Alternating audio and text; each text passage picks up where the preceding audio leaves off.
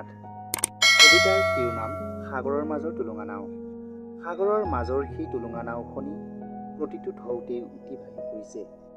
হয়তো সাগৰৰ গভীৰ প্ৰেমেই নাওখনিক জুৰুলা কৰিলে। নাওখনে হয়তো নাজানে সাগৰৰ সেই গভীৰ প্ৰেমেই নাওখনক ভাঙি চুৰমাৰ কৰি পেলাব। ঠিক এজন প্ৰেমিকেও তেওঁৰ প্ৰেমিকাৰ ছলনাময়ী প্ৰেমত পৰি নিজৰ জীৱন উৎসৰ্গা কৰিলে। হয়তো তেখেতেও নাজানে যে তেওঁৰ জীৱনক লৈ কোনোবাই খেল খেলি আছে। বহুতে প্ৰেমৰ খেলা খেলি আছে আৰু বহুতে প্ৰেমক বিবাহৰ ৰূপ দিছে।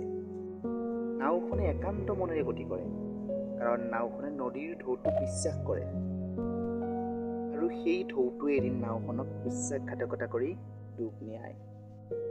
প্ৰেমৰ প্ৰতিটো পুৱা প্ৰতিটো সন্ধিয়া গণি থকা সেই দুৰ্ভগীয়া প্ৰেমিকৰ হৃদয়খন এদিন সাগৰৰ মাজৰ সেই টুলুঙা নাওখনৰ দৰে হৈ পৰে।